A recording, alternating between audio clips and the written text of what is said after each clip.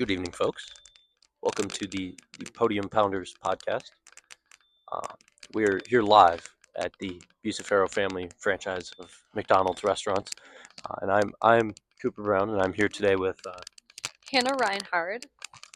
Adrian and now I will be sending it back to our host, Cooper Brown. Right On. So, as Adrian said it, I'm your host for tonight. So tonight we're gonna be ranking some historical figures and their ability to do public speaking, which is a very important skill if you're someone important anywhere, really. You, yeah, anywhere. So tonight on our lineup of people we're gonna be talking about are Martin Luther King Jr., John F. Kennedy, Winston Churchill, Adolf Hitler, FDR, Ronald Reagan, Nelson Mandela, and Oprah Winfrey. Um, so Adrian, do you want to explain how we're gonna be formatting this?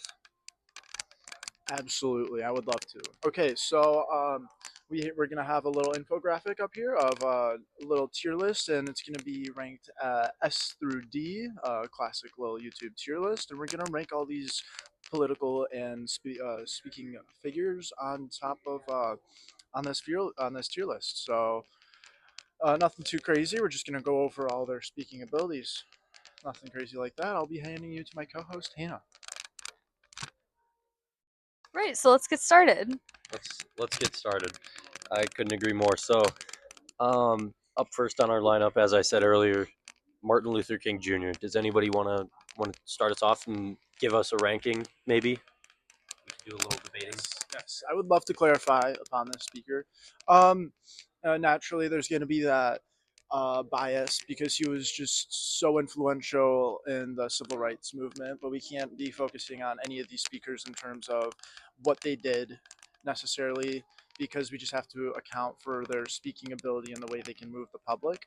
And what he did was truly monumental. He was from the South, which was horrible to be in as a person of color like he was at this time, and he could rally people to just walk. And I personally can't walk to my car right now. It is 1 degree out and it is like a 50 feet, and he made people walk miles in very intense heat.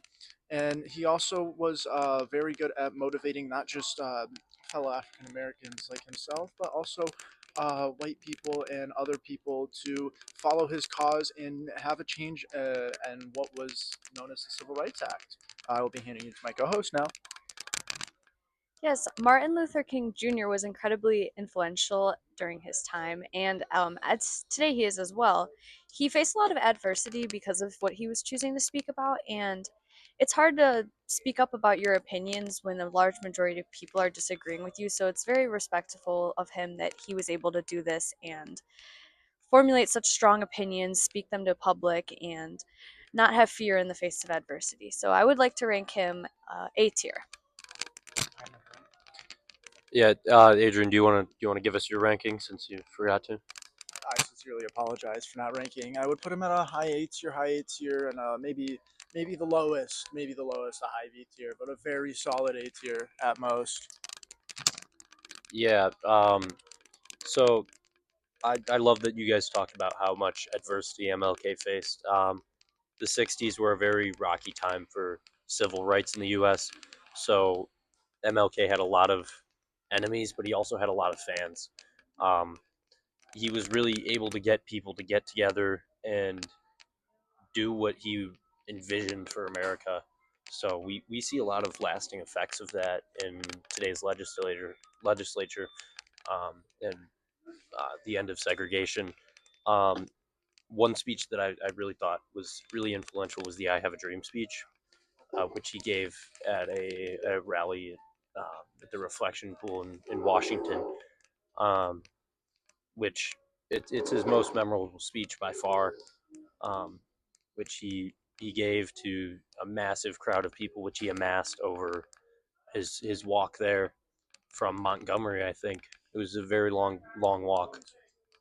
Yeah, can I get a fact check on that? But um, yeah, his ability to captivate people of all different demographics was was just really great. So I would agree. I would see him at a high B for sure because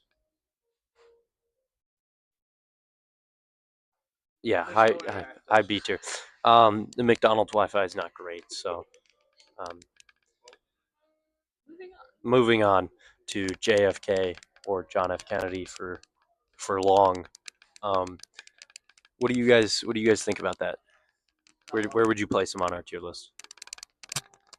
Personally, I'd like to place him at a B tier, a solid B tier, because he was an influential figure, but you also have to take into account for the fact that there was a ton of bias for him because he was young and many people found him attractive. Marilyn Monroe. Um, so he had a he used that, but he also used that to his advantage, and that's what made him such a powerful speaker. He understood that he had these odds against him, but he understood his positives about himself, and he actually revolutionized presidential debating against Nixon in his electoral year. When he debated against him, he used all these camera angles and these powerful words to not just state the facts, but also appeal to the people, and that was very motivational. And that just against all the odds of being the youngest, president and all of that, he was very motivational, and he also stood against some different opinions like the civil rights movement. He was for that, and that was very controversial, especially for a president at the time. So I would put him at probably a solid B tier. I'd like to now pass you off to my co-host Hannah. Yeah, so I agree with Adrian on the B tier ranking for your JFK. He was a very good speaker, regardless of potentially biased views relating his looks or other factors. He was a very good speaker, gave a lot of monumental speeches, and really helped to bring America together in kind of a tougher time, which is something that is very inspirational as a younger president, newer speaker to everything.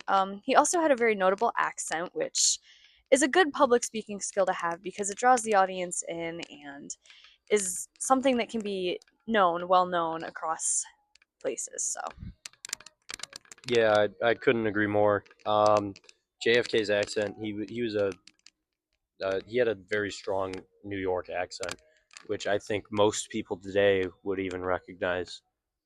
So having a voice that recognizable probably helped him out a lot.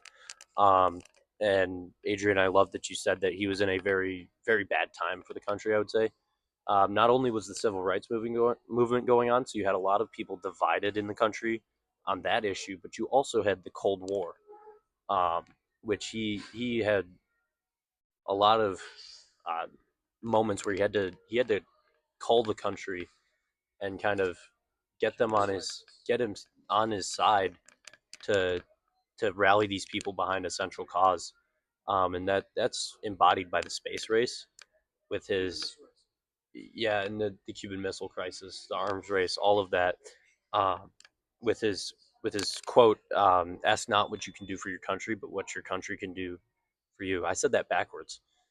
It's actually the opposite of what you would think it is. It's ask what you can do for your country, not what your country can do for you. Yes. So his whole mantra is that you should be helping everyone else. You should be helping out.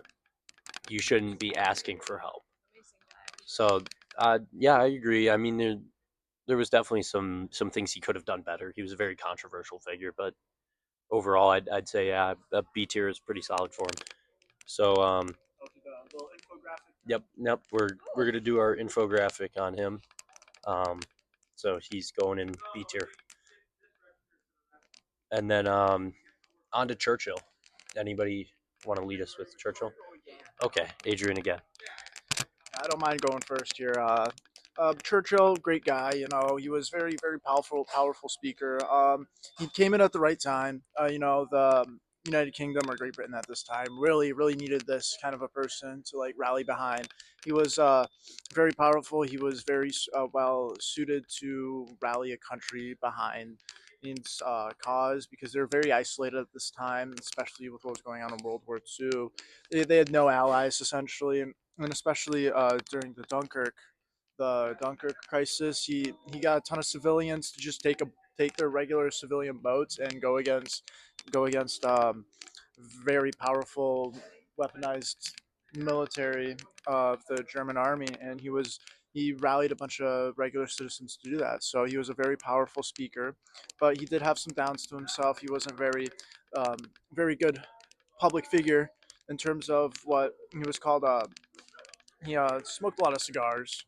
He was always chomping on cigars, always consistently doing that. So that's probably like one of his downsides. He wasn't very like a health nut. But yeah, I'd put him at a reasonable high C, low B tier. He was very motivational, but when it came to like the political aspect of the country after the Second World War, he did not do so well. So it depends on the instance, but he was a very good speaker. And she's my co-host now. Yeah, I have to agree with Adrian there that a lot of the reason he was such a good speaker was the current status of Great Britain and every fear that they were facing kind of they needed a leader to unite them, and Churchill was that leader for them, and that's one of the reasons his speaking was so um, reputable. But as Adrian said, he was kind of a questionable guy, and that for that reason, I think that I would have to rank him as C as well because to be a good speaker, you can't just pull the country together in a hard time. That's doesn't rank you at an A.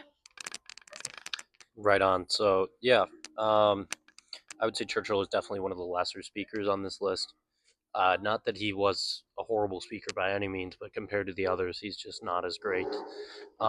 He did have his problems, but he also had his successes. So I could definitely see C tier being a thing.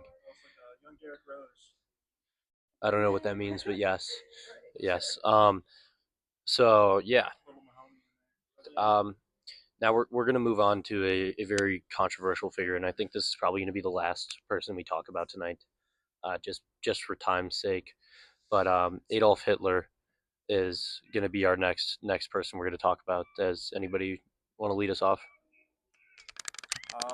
Now I know he's quite the controversial figure, but there is some you have to play devil's advocate in this case. Like I said for MLK, you can't look at what he really did. You can't have that kind of bias. You have to, we're looking at the speaking ability, and if we're just looking at that, he was quite a great speaker.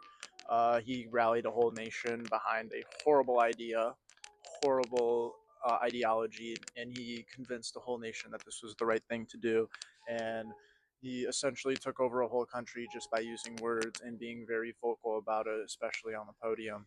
Um, so I would probably rank him at a high A tier based on his speaking ability because what he did and what he was saying was very incorrect at the time, but how he convinced the people and how he persuaded the people, that is something you can't just gloss over. He was a great public speaker, and that is just something you can't ignore in this case. So I would put him at an A. Yes, so I might have to agree with Adrian there for the A ranking. Although Hitler did, take this whole country and make it one during a very rough time. The Treaty of Versailles had them low on money, and they were just a divided country that really needed somebody to bring them together, and Hitler was that person for them. But he was a very good speaker, and he did get that position through his speaking skills. He was very good at convincing the public, a very outgoing, loud speaker who just really motivated people, even though it was for a terrible cause. He was able to completely motivate an entire country for one single cause, which is very respectable. Right. So yeah, I would agree. Hitler is definitely higher up on the tier list, just because of how what he accomplished with so little. Um, like he was a super aggressive people, and he fired up crowds. And he had a very convincing mindset.